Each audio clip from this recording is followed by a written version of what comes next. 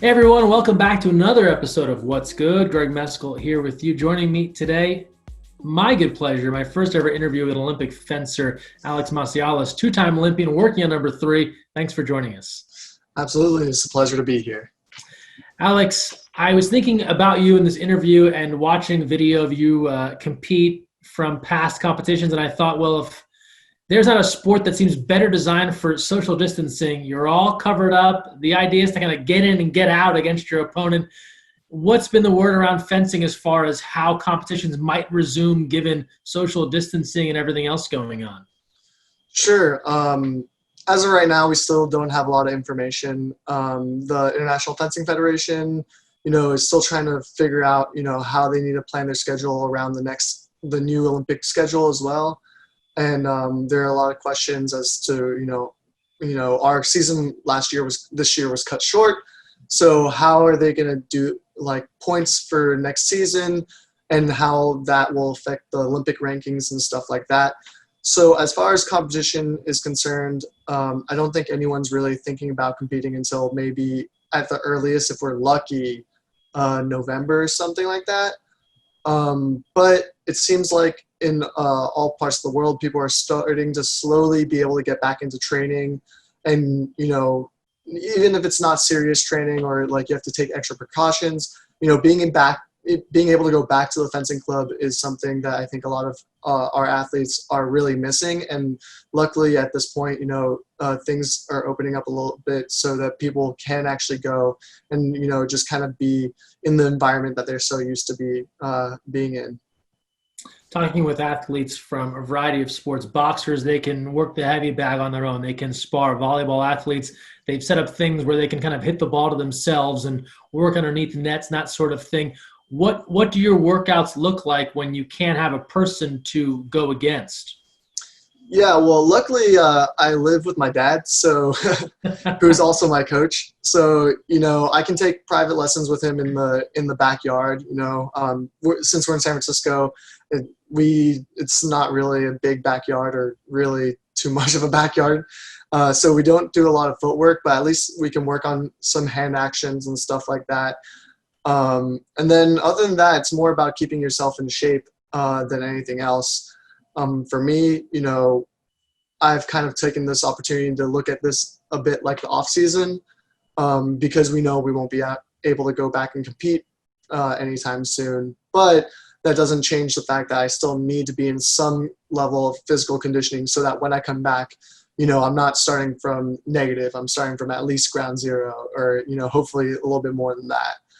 And especially for fencing, which is the muscles used are very specific, you don't always hit those by doing normal body weight workouts or home workouts.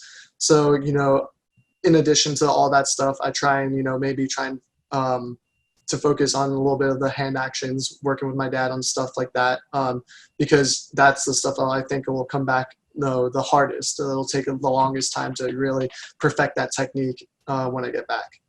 What are some of the muscles or some of the things that you work on that the average person might not think to associate with your sport? Sure. I mean, the things that I think people don't realize is that even though we're a lot of, lower body leg muscles, doing normal squats and stuff like that don't actually hit it because we're in a squatting position, but our legs are at a 90-degree angle. It really hits a lot of the adductors. And that's something I always feel a lot of pain after I take a break from fencing and I come back and you're constantly lunging. You feel great the first day, and then you wake up the next morning and your adductors are completely sore and you're like, oh my gosh, what am I doing here? So I'm trying to just make sure I focus on, adductors, hamstrings, glutes. Fencers have notoriously actually weak hamstrings. So this is actually a good opportunity to work on some of the stuff that I'm actually weaker in as well. You mentioned training in the backyard with your dad, and to give a little context, for the average person, this isn't like taking their dad in the backyard to work on an Olympic sport. Your dad, an accomplished fencer, an Olympian in his own right. I wondered about that with you because, as you mentioned, he's your coach. A lot of people in this pandemic environment have been back home with their parents, and it's been a change of pace. They don't spend that much time with their parents like they used to in high school and when they were younger, but you're around your dad all the time. How do you navigate that kind of father-son relationship where he's your dad, but he's also your coach? Yeah, so I think my parents did a really good job from the very beginning of setting expectations. From the very beginning, even before I started fencing, they were like, if you ever want to start fencing, you have to remember that your dad's a coach on the strip, but a father at home. If you go to the club, he's going to treat you just like any other student. Maybe even work you harder. Who knows? And I really took that to heart even from the very beginning. So even if I was he was making me do push-ups for goofing off and not paying attention during footwork and stuff, I knew that wasn't my dad yelling at me. That was my coach yelling at me, just like he yells at other people when they're goofing off as well. And I think that's something we've done a really good job at cultivating, is that this coach on the strip and father at home relationship. Now, obviously, as we've gotten older and as we've matured in our own rights, especially after Rio and getting those 2 medals in Rio and going through that experience with him, obviously there are times where the lines are blurred, but I think that's a good thing, because now we're old enough, and especially me, I'm old enough and mature enough to really, digest that. And it doesn't have to be black and white all the time. When I'm a kid, it's so much easier to make it black and white, so you don't have to deal with the gray areas, a little bit more, the tougher but also more meaningful areas. Nowadays, I get to experience him as a father at home, a coach on the strip, but also, all the things in between. And as you described it, you've been to enough Olympic Games to know that when you have that successful moment as an athlete, you're one of the few that has a parent right there. So a lot of people, right, they see their parents maybe up in the stands, or they don't make the trip and they have to call them or FaceTime them afterwards. That is one of those lines blurring, I imagine, fun moments where it's like, oh, wow, this is cool. My dad's right here. Yeah, absolutely. I mean, there's no one else I needed to hear from more after I lost in the gold medal match, right? The moment you lose that last touch, you're so close to achieving this goal, this dream of yours, and to hear my dad come up to me and just say it's okay, not as a coach but just as a father, that was an extremely impactful moment for me and something I'll never forget. You mentioned Rio, and you had a lot of attention there after that epic comeback early on the way, right? People were so excited about that. And I'm sure you personally feel like you're riding this momentum, and then the end of it doesn't go the way you want to do, or the way that you wanted it to go. How do you kind of reconcile those two things? People very excited for you and you feeling good, and then not having the end result that you wanted? At the end of the day, you just got to take things in stride. I realized that, it's not always going to be your day. Even though I was clearly having a pretty good day, things don't fall in your favor all the time. I think especially in fencing, it's hard for people to be consistently at the top every single tournament. Even the people who are ranked number 1, or when I was ranked number 1, like during Rio, that season I won a couple tournaments, but it's not like I'm always on the very top of that podium. Also, you just got to take a step back and realize, everything that this achievement still means to people. Bringing back the silver medal was historic for U.S. fencing, historic for, my father's club, historic for me. If you can take a step back and, just understand the gravity of the moment, you can begin to realize, this doesn't have to be a really bitter memory. Yes, it can be bittersweet. It can even be sweet, but it doesn't have to be, I got this close and I have nothing to show for it. I'm extremely proud of what I was able to do. And at the end of the day, I realized, in my comeback match against Avila in the quarterfinals, this is a guy I've never beaten before in a 15-touch match, in an individual match. And then to beat him in the way I did was a big barrier, and something that's, doesn't happen often. But in the gold medal match, I lost to someone who I'd never lost to in 15-touch match before too. And it's just one of those moments where, you can't win them all. But, I clearly achieved something great that day. And I walk away, with my head held up high, knowing what I achieved and, taking that hopefully to better my experience in Tokyo next year. In a sport like fencing, and I'm sure you'd be the first to admit this is one of those sports that doesn't get the attention that those that take part in it think it deserves. And with that comes probably a role for a lot of the athletes to be part competitor and part advocate for the sport. So when you have to talk about the beauty of fencing and why it is you do it and why it's something people should check out, what's your elevator pitch when someone's like, oh, Olympic fencer, and you're like, yeah, it's what I do and this is why you should know about it?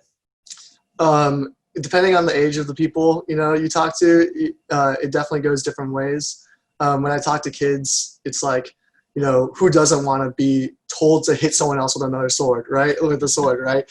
How awesome is that? I get to go to my job every day and poke people with swords. But for me, fencing is just an extremely unique sport. I think it's such a great combination of athleticism and your mental game that it's kind of unparalleled in that aspect, because I've seen great athletes come through fencing but not be able to do great things as a fencer because, even though they're a great athlete, they don't have it all together mentally, or they're not thinking 2 steps ahead. And this balance between it being a mental game and a physical game is something that really intrigues me as an athlete, because, as I said, you can be a great athlete, even when I go to the fencing club and I fence against the younger fencers. If I turn my brain off and just go with my athleticism, just trying to outstrength them, of course I'm going to score a bunch of touches, but they're going to hit me way more than they should be. And I think that's that just goes to show how unique the sport is in that sense, because you can never turn your brain off, not for a second. And if you're not trying to think about what your opponent's doing or how to get around what your opponent's doing, you're clearly going to have issues and problems down the line. Having never fenced before, but having seen it at a few Olympic Games from time to time, I was trying to envision what I thought a perfect performance might feel like from your perspective. And the first thing came to mind, and this is, I'm dating myself here a bit, but those older Matrix movies with Keanu Reeves, and the idea that you're just not being hit by anything you don't want to be hit by, right? He's able to move around. In that case, he's dealing with bullets, right? But you could get the imagination. In your mind, when it's all working for you, you mentioned the mental and the physical as one. What does that feel like? Yeah, I mean, for me, when you're in the zone, you don't really think as much, consciously at least. You're so in tune with what's going on and how your body's moving. Your body almost moves preemptively. And it's really hard to explain. And I'm sure athletes in other sports obviously have the same kind of physical and mental feeling as well, being in the zone. But in fencing is extremely unique because I'm trying to consciously think about what the opponent's doing, but my body's kind of reacting before I see it happen, or I know it's happening, and those are the moments where I really feel like I'm fencing at my greatest. In the times where I've won matches by one touch, 15-14 for the gold medal and stuff like that, or these pivotal moments that are really important in the middle of a bout, a lot of times, if I'm really in the zone, someone will ask me, oh, how did that last touch go? How'd you think about that? And I was like, my first response usually is, I don't even remember what I did that last touch. You're so in the zone, you don't remember what happens afterwards. And I think that's the telltale sign of you truly being one physically and mentally and in the zone. And it's really hard to explain because, obviously you clearly did something really great in that moment, but the fact that you can't really remember it because, you're just that much in the zone is it's a very weird feeling. Yeah, I can only imagine. But you're the first athlete I've heard describe this great performance where they almost can't remember it minute by minute or move by move. It kind of just, like you said, you kind of just take over, kind of just black out, and the thing happens that you want it to happen. I know that you've been to these media summit type of events where you have to go through and it's kind of the car wash or being asked questions, and you've had people ask you stuff after. What is one or two of the more bizarre questions you've been asked, or just stuff where it's just kind of an oddball question? Has there been anything that stands out in your mind where people ask you something and it just is like you're way off on what is actually happening? Yeah, I'm sure I've had my fair share of interesting questions, but usually they pertain. I don't know if I can give a specific example, but it's usually they're about like fencing as a sport, a generalization about fencing. Like they lead the question like, oh, people associate fencing with like nerds and stuff like that, and being nerdy. And, those questions, throw me off a little bit because I don't think it's really like you can make that association that it's just for one group of people. And B, like, what's wrong with being nerdy? I went to Stanford, we're Nerd Nation. So of all the people that they're asking, I may be the wrong person to answer, or maybe the right person actually in that respect. But I always respond the same way that, fencing is such a very diverse demographic. I mean, on my team alone, just the four people that I competed in the last two Olympics with, me, Garrick Meinhardt, Rayson Bowden, Miles Shamley Watson, we have people who are, Race and Miles are both models. Garrick was an MBA student, got his MBA, and then now is going to med school. So, and then there's me, who I went to Stanford for engineering. So everyone has like a very different background, and I would never, say that all of us are lumped into one group. No, you bring up a good point. And it's funny, I hadn't even thought of fencing as a nerdy sport, but I guess that thing is out there. You're right. Stanford has made a wonderful reputation on Nerd Nation, and there are a lot of people that have done some great things. It's always interesting to talk to Stanford athletes because there's so much going on the farm that, as great as your thing is that you did in fencing, there's someone else that very minute doing something else great that day at Stanford. Absolutely. I mean, from the very beginning of my time at Stanford, I knew I was in over my head. I went to London 2012 as the youngest male athlete on Team USA. And I was like, oh, this is pretty cool. Like I obviously try to stay humble. I don't want to, think too much of it. But I go down to campus. I'm like, okay, you know what? I know this stands out, right? If people hear about this, they'll obviously it'll stand out. But then, they had a like student athlete orientation, and they announced a bunch of Olympians, and I was like, oh my gosh, I'm standing here with Maggie Steffens, who is the same class at me at Stanford, but is consensus best water polo player in the world and has a gold medal. I just took 13th in the individual and 4th in team.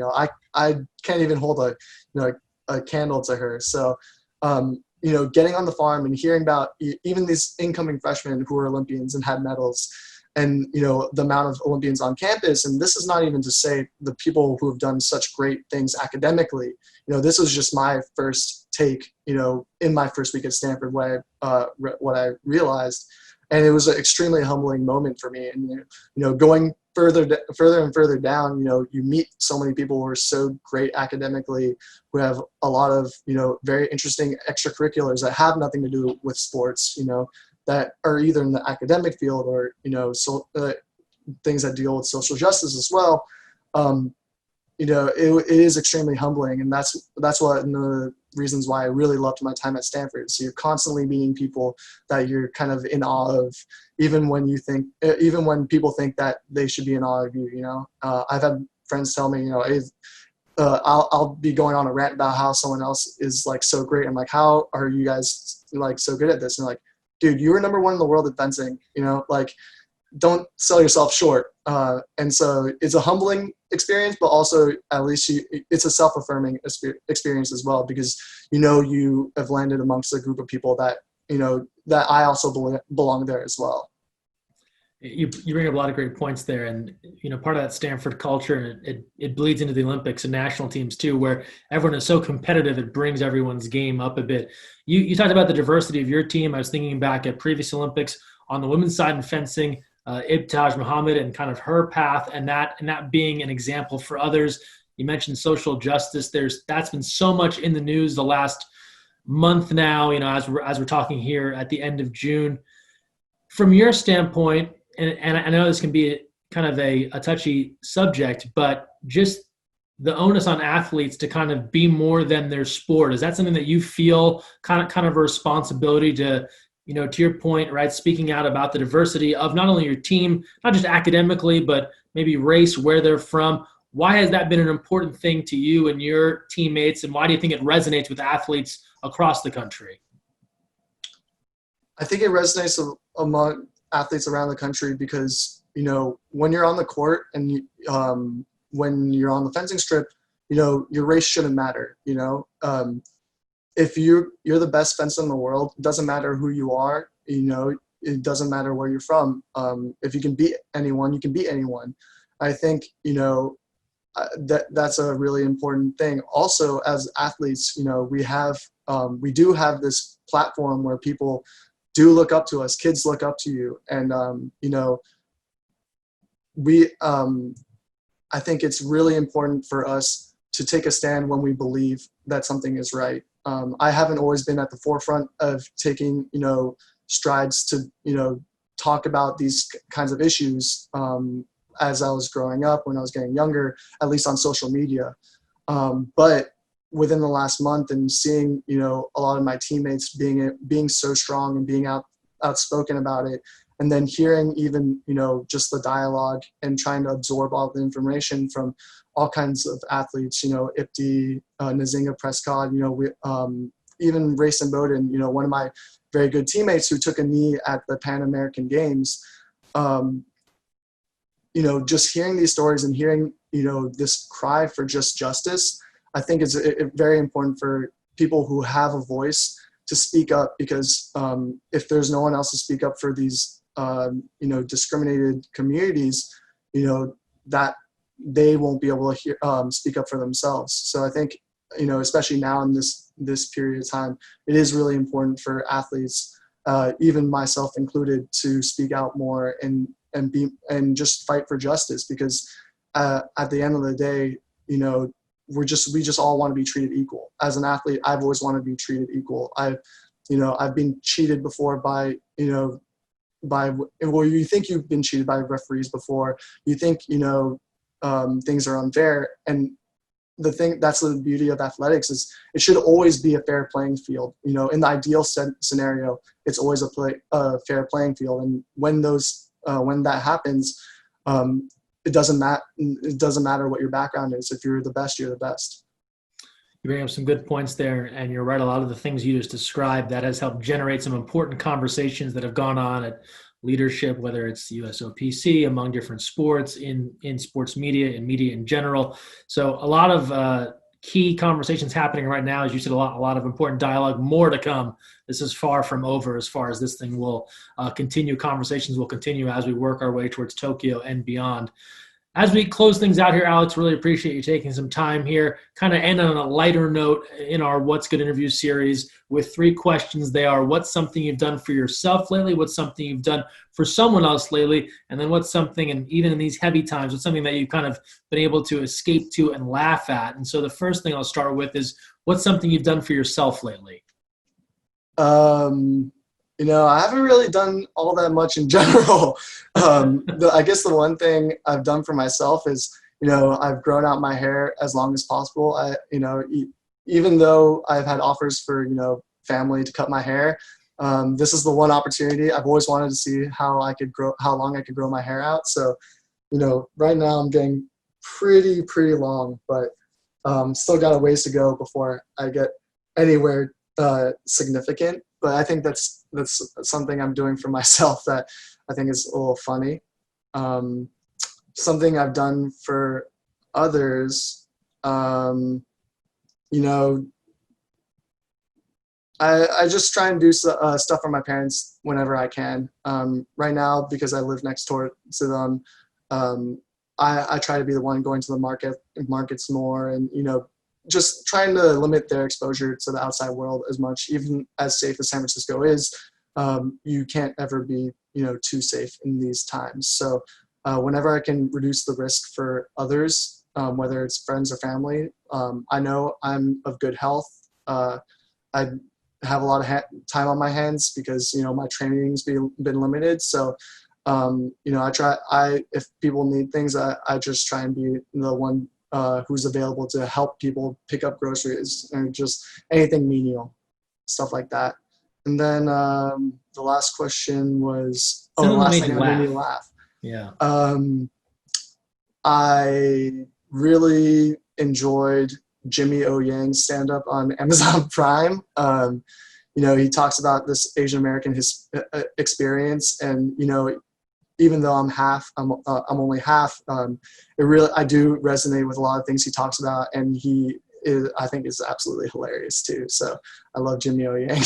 He stole every scene he was in Silicon Valley. Absolutely. That I fell in love with him the second I started watching Silicon Valley. And he has a small role too, I think, in that new Space Force show on Netflix. I haven't watched all of it though. I've seen a couple of episodes, but very, very funny guy. That's excellent. I'm also jealous of your hair. I thought the one advantage I've had during quarantine is for someone who cuts their own hair, it's been perfect. I can do whatever I want. But like the look you're going for, Alex. Excited to see you back on the strip in Tokyo next summer, and best of luck with everything else going forward. Thank you so much. It was a pleasure to be here.